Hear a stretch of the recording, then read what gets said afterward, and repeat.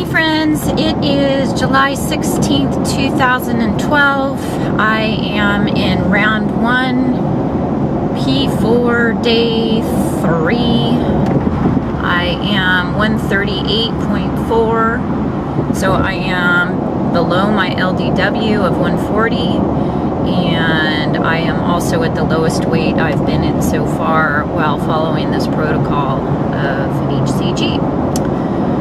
So I wanted to talk a little bit this morning about HCG giving us the tools to learn how to gauge your body for hunger. So when you're in phase 2 and you're on the HCG protocol, you find that you're not hungry due to the HCG and the effects that it has on your body, which is a good thing. And you have to learn how to mentally deal with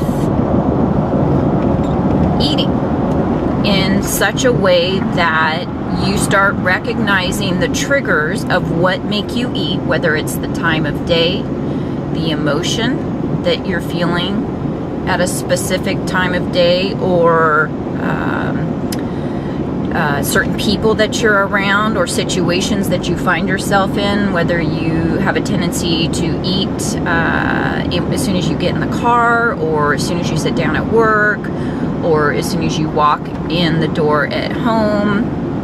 Whatever it may be, since you are no longer hungry on HCG, you now find yourself having to learn how to cope with what it is that makes you eat and why we eat. And so being now in phase 4 and only being in round 1, the last few days of being home, I have started recognizing that I'm not really hungry as often. And the interesting thing is I now know what it feels like to, it's okay to be hungry. It's okay to be a little bit hungry. This world that we live in, we are all about instant gratification and what it takes to satisfy our needs. And I am recognizing that hunger is okay, and that we're not gonna die if our stomach grumbles a little bit, and that a lot of times you get past that hunger, that feeling of hunger. So I'm enjoying this journey. I'm enjoying the process. I'm enjoying watching other people's vlogs and their learning of recognizing their body and beginning to learn and understand that, you know, we fuel ourselves every single day and we make choices every day. And if you make a choice that maybe isn't a healthy choice, or whatever it may be, maybe you eat too much, it's, you know, get past that, and the next day or the next meal, start again and learn what it feels like when you know we've eaten too much. Or, you know, I'm not condoning skipping meals. I'm just saying start learning that we can sabotage all of our hard work and all that effort that it took if we just immediately get back on the path of what we were doing before we began with the HCG. And if you don't stray too far from it, the HCG allows you to recognize so much about who you are. And I really want everyone to know out there. I've had so many people in the past few weeks, as I approach a 30-pound weight loss, you know, mention to me, oh, you're just going to gain it all back. You know, you're going to start eating again like you were eating, and you're not going to be on the HCG. And I'm thinking, wait, I'm not on the HCG right now. and I'm not hungry, and I'm making choices that I learned how to make while I was on the HCG.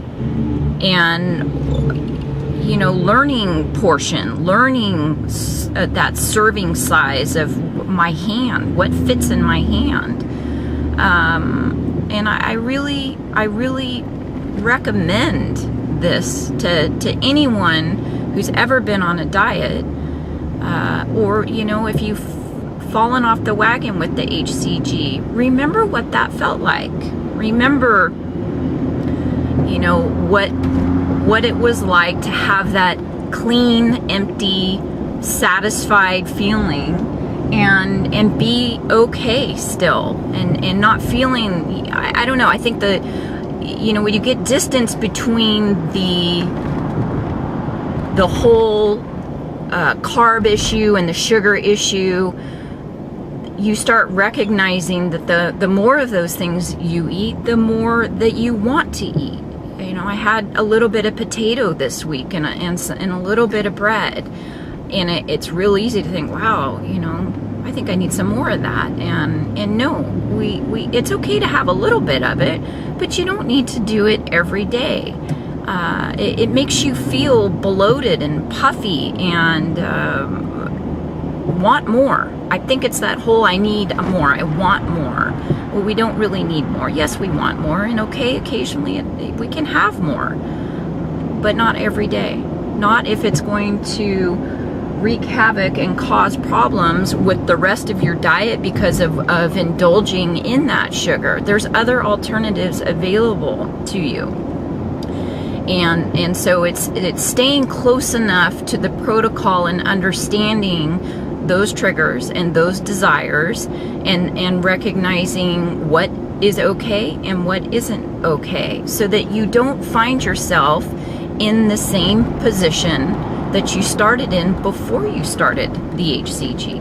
And that's really what I'm looking to express here, is once you get through that first round, I mean, I'm not even done with P4 yet, but I'm finding that P4 really isn't that much different than P3, other than you can go ahead and make some choices that, you know, you used to make before, and still survive without the scale jumping up by 5 pounds, as long as you don't make the same choice day after day. So it's reintroducing those foods and figuring out what it is that works for you. Some people can eat things that other people can't, and each person is different, so you can't really just follow someone else's journey.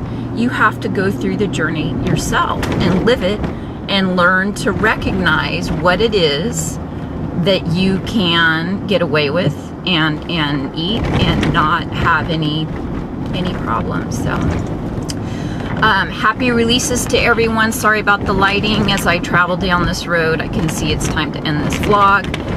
Hope everyone has a great week, and I'll try to continue vlogging as I have company coming into town, so that I can talk to you about the choices that I make this week as I have company staying at my house, and you know, I'm entertaining and the main cook here. So all right, take care everybody. Ciao.